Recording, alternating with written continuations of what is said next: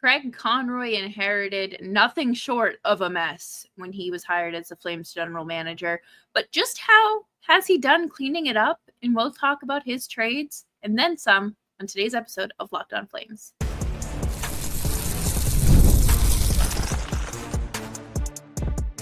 You're Locked On Flames, your daily podcast on the Calgary Flames. Part of the Locked On Podcast Network, your team every day. Hello, everybody, and welcome to today's episode of Locked On Flames. As always, I am your host, Jessica Belmosto, and thank you so much for joining me. Today seemed like a really good day to revisit some of Craig Conroy's trades after replacing Brad Treliving as the Flames general manager, and how has he done cleaning up the mess that his predecessor left for him. Make sure you're subscribed to Locked On Flames wherever you get your podcast, as well as YouTube. We're here for you through the off season. All right, let's talk about the first trade. This trade was the Tyler Toffoli to the New Jersey Devils for Yegor Sharangovich and a third-round pick that ultimately turned into Adar Suniev. Tyler Toffoli was coming off a 30-plus goal season. Sharangovich was coming off of a horrendous season. Now, you look at that at face value, and you say, what on earth did the Flames do hiring this man? Well, let's not forget, Tyler Toffoli was 30 years old and was looking for a longer-term deal. I guess the Flames never talked to him about extending, but Conroy saw shipping him off to Jersey was the better option. He did not do well in New Jersey and was traded during the season. Yegor Sharangovich, my friends, he is a hot button topic when it comes to Flames, Twitter, and any sort of discourse surrounding him. Trading your 30-goal scorer for a guy who was playing maybe 11, 12 minutes a night with really tough stats to defend this trade, it was just such a head scratcher. And I think it's aged fine. Like, I don't have any qualms with it. I think that, that draft pick getting Suniev is great. And Sharangovich can still bounce back. Like, do I have kind of an issue with his contract extension? Yeah, but that's not what we're talking about here. Sharangovich came in and had a 31-goal season. Okay. That earned him a 5-year contract extension that kicks in this season. To go from a player who was playing very sheltered minutes and a very sheltered role in New Jersey to stepping up as the Flames' top scorer in a season was delightful. It was refreshing to see. It was a spark of something that the Flames just desperately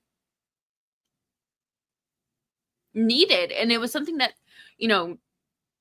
it was just a breath of fresh air. Like, whatever metaphor you use to describe it, it was that. I think that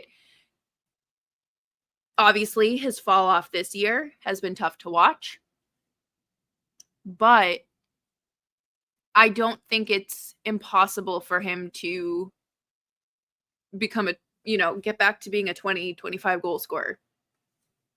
Do I think it's unreasonable to expect him to score 30 goals again? Probably, yes. I don't see that in the cards for him, but he was able to score 17 on a not so great season that was kind of riddled with injuries as well. So I have decent expectations for him. So I do think that was making a statement. And this other statement was, of course, Nikita Zadorov. Nikita Zadorov was traded to the Vancouver Canucks for a 2020 4 fifth-round pick that the Flames ended up trading away, and a 2026 third-round pick. We don't know how this one ends. We know that Nikita Zadorov is no longer a Canuck and signed a long-term deal with Boston. But looking back at this, I think the return was fine. We don't know what it is. But to me, Nikita Zadorov thrived under Daryl Sutter and his system. And he was able to kind of increase his value, essentially. And he did that. He was a third pairing defenseman. That's ultimately what he was. And he could step up when you needed him to, but it wasn't a permanent spot. And that's not a knock on him. The Flames had a very deep D-core at this time. So having a big guy on the third pairing like Zadorov was good. It made sense. But at the end of the day, you're not getting a haul for him. We're going to talk about a player you get a haul for coming up in a little bit. But it is just, it's fine. Conroy did what he had to do. Zadorov wanted out of Calgary. His agent made that very clear on Twitter and made a very, very uncomfortable post-game press conference or media availability with his teammates. So he got what he wanted. He was traded out of Calgary and then left in free agency. Conroy did his job. He didn't let Zadorov walk for nothing. And I think that speaks volumes for any of the free agents, those pending free agents that we were harping on that entire season.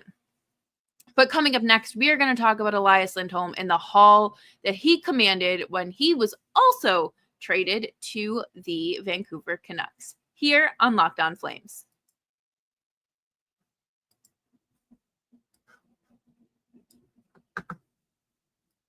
Summer sports are in full swing, and whether you're all about baseball under the lights, golf on the green, or high-stakes soccer action, FanDuel is the best way to make every game more exciting. You're already following the action. Why not make it a little more thrilling? With FanDuel, you can get in on the game while your friends are getting sunburn at the beach. I've been using FanDuel to do same-game parlays. They make watching these dog days of summer baseball games a little bit more enjoyable. And I'm looking forward to assembling some same-game parlays once hockey season starts back up. New to FanDuel, new customers can bet just $5 and get $150 in bonus bets if your first bet wins. Open the FanDuel app today or visit FanDuel.com to get started.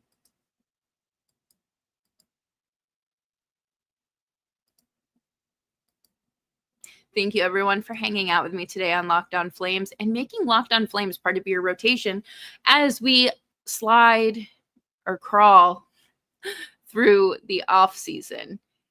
And this is a trade that I look back on and say, this may be a career-defining trade for Craig Conroy at some point down the line.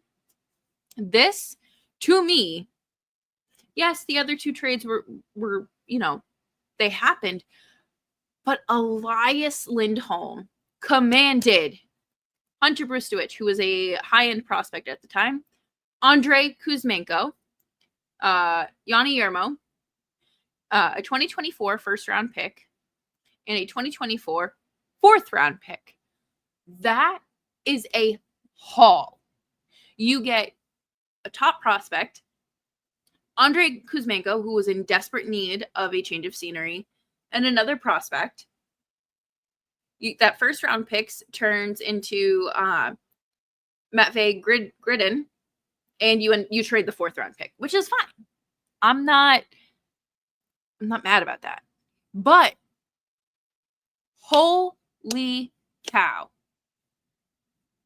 Elias Lindholm was having a horrendous season, and he was able to nail all of this. The two players that, obviously Kuzmenko came in and made a huge difference. He was scoring on the power play. He was lighting up, 5-of-5. He was doing what Lindholm wasn't. And I'm reading from the win column. They did an article where they're grading Conroy's trades, but they refer to Brustewicz and Gridden as building blocks of the franchise. And Andrei Kuzmenko was used to help acquire Morgan Frost. And in the 4th round pick, which was dealt for the pick that turned into Luke Misa. Okay. On top of the great return, Lindholm never fit in with the Canucks. He ended up signing a deal with Boston, and he just hasn't bounced back. There has always been conversation regarding, was he carried by Johnny and Matthew? Yeah, probably. But everyone was playing insane hockey that season under Sutter. Like, when my kids ask me about what is good hockey, I'm going to just show them the Flames 2021-2022 season. Like, insane. But I digress. To me, that is a career-defining trade for Craig Conroy, and he deserves all his flowers for that. This next trade, it was fine. This is the Chris Tanev to Dallas for Grushnikov, a 2nd-round pick that turned into Jacob Battaglia, and a conditional 2026 3rd-round pick, which the condition was not met. So literally just Grushnikov and a 2nd-round pick. I don't know why this was it. It was reported, I truly thought that the Flames were going to be able to get a 1st-round pick out of Chris Tanev. To me, if you were going to get anything out of the Tanev deal, it was going to be a 1st-round pick. He is such a great defenseman, just willing to use any part of his body to defend, to block a shot. Just a true, last of his kind shutdown defenseman. And Conroy didn't want to take on any of the cap dumps that were being kind of offered as a condition to that. And, I think that it's just, it is what it is when it comes to this trade. Grushnikov is fine. There's nothing, I think he's a decent player, but he's probably just an AHL defenseman, especially considering how deep the Flames depth chart is. This is from the Win Column article. The savior for this deal will need to be Jacob Battaglia, the player the Flames took with Dallas's 2nd-round pick in 2024. He had a monster D+1 and now is considered one of the team's top prospects. If he can pan out and become a full-time NHLer, this trade could become a win. If not, we may look back on this deal as a pretty big whiff by Conroy. That's fair. I don't think that there's nothing to argue there. Now the Noah Hanifin trade. This drove me up a wall. And if I think about it too long, I get upset again. Because this is what happens when you don't put your foot down and make a decision. Noah Hanifin was going back and forth between, I'm going to sign an extension. Oh, no, I think I want to be traded. Oh, no, Calgary looks good long term. Oh, I went home for Thanksgiving and said, oh, absolutely not. Never mind. Which is fine. That's fine. But the hot and cold just leaves you in a position where the player forces your hand. Noah Hanifin was traded to the Vegas Golden Knights for Miramonov, a 2026 1st-round pick, and a 2025 3rd-round pick, which is Kirill Zarubin. This is one of his worst trades, in my opinion. Miromanov stinks. I don't know how else to put it. He is not a good defenseman. He was scratched a lot last season. How he is still with the Flames is beyond me. I think that he is a player that the Flames will end up throwing in a deal to kind of move him along. But it's just so strange. He really, like, being regularly scratched did not help this case at all. It, in fact, made everything look worse. And I guess I just don't look at this as a win. And it's a flop. Because this could have been another great trade by Conroy. Had he taken control and said, this is where you're going. And that's that. I get it's a business. You have to make your decisions and you have to keep your players in the loop because you don't want to, ruin your reputation and the image of the organization. But at the end of the day, it's a business. Your goal is to win. What did acquiring Miromanov do?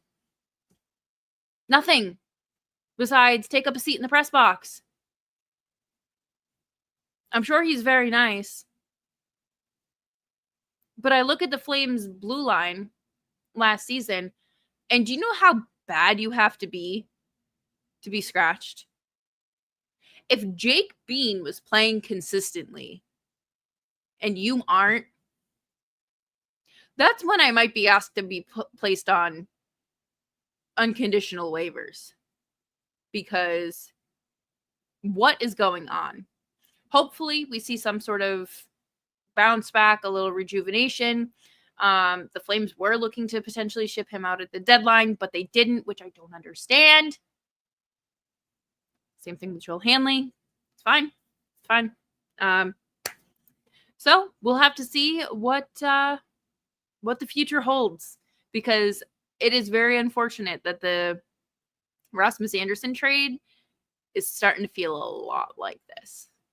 But coming up next, we are going to talk about a few more trades with fan favorites, Andrew Mangiapane and Jacob Markstrom. Next on Locked On Flames.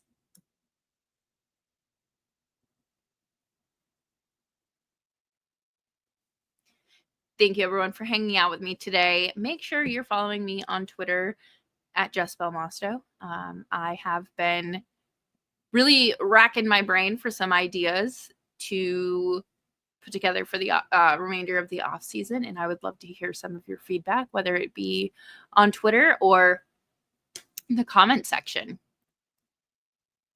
Oh boy, I don't know who I want to start with. This is the M&M segment.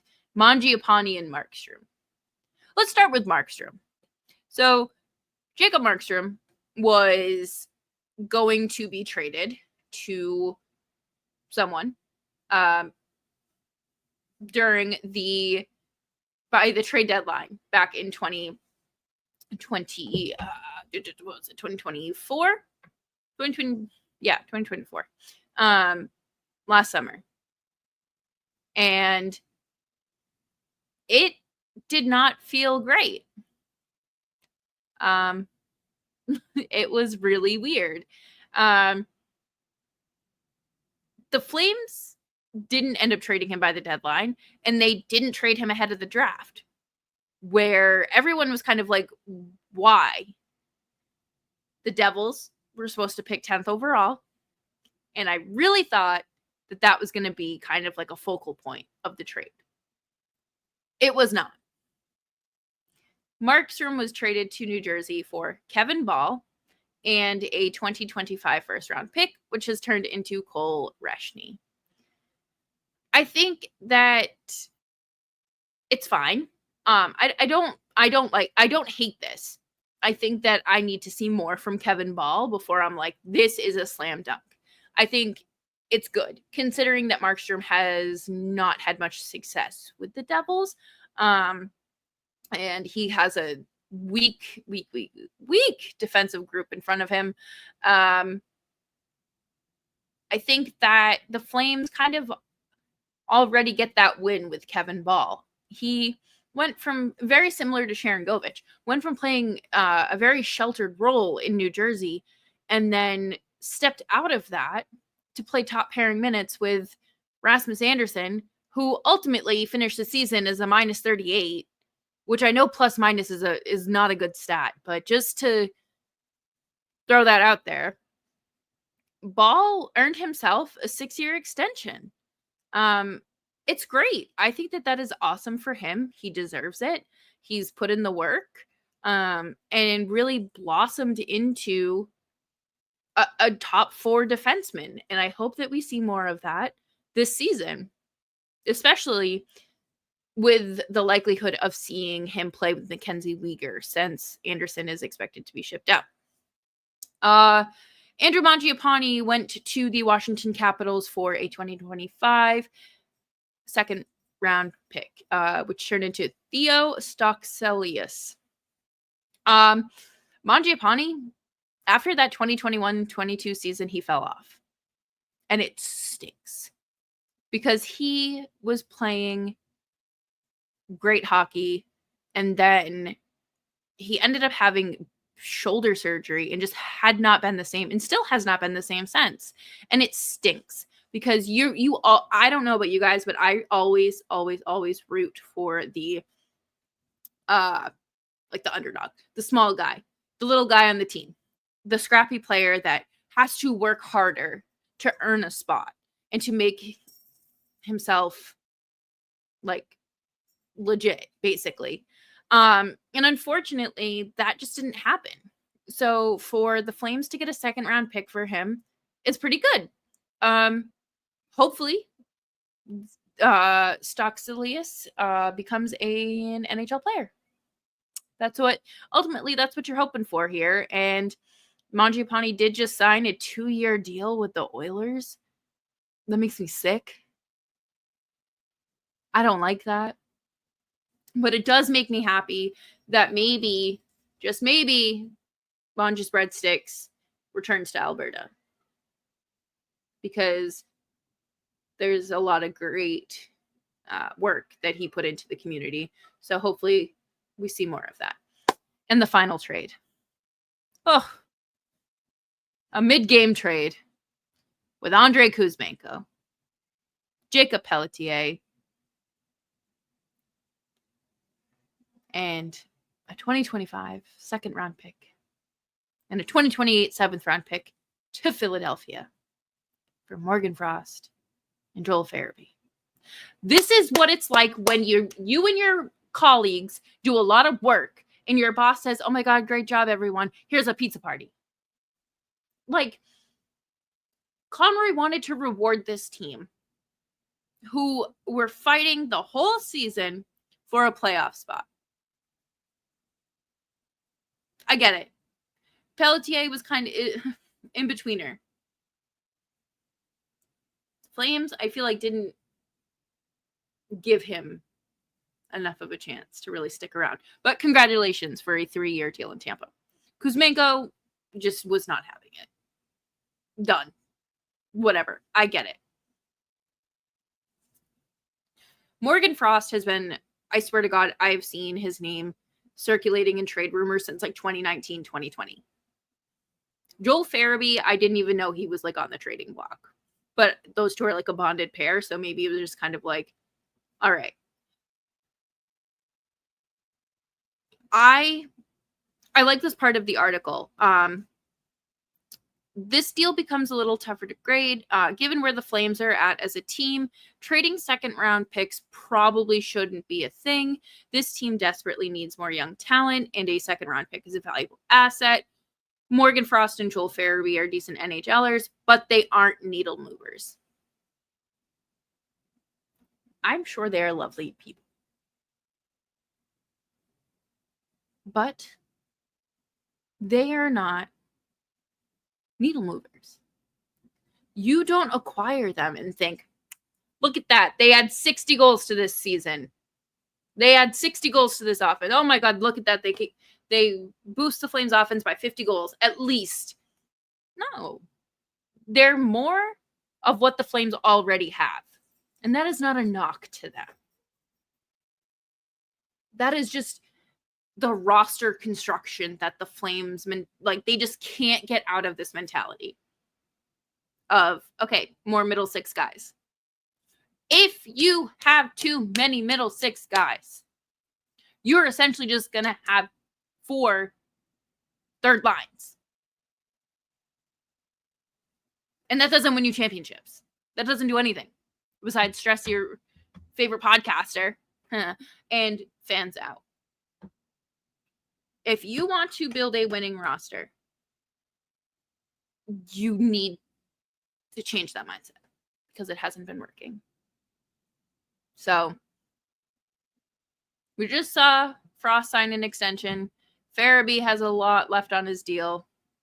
You're not trading one without the other unless, I don't know. I don't know what would have to happen in order for that, to be considered. But overall, I think that Conroy gets a lot of flack. I criticize him when it's deserved. I think the Noah Hanifin trade is probably hopefully going to be the worst trade of his general manager career. Him holding on to Anderson this far into the summer feels like a mistake. And the Elias Lindholm trade will go down as one of my favorite trades made by an NHL general manager. So I'm looking forward to see what Conroy has in store for, this season, the rest of the offseason, and what the future holds, because this team is still very much in need of a facelift to get out of the mushy middle. But that'll do it for me here on today's episode of Locked On Flames. Thank you all so much for joining me. Make sure you're following me on Twitter at Belmosto. You can find my work here and wherever you get your podcasts, as well as the win column and offside news. And I will see you all tomorrow.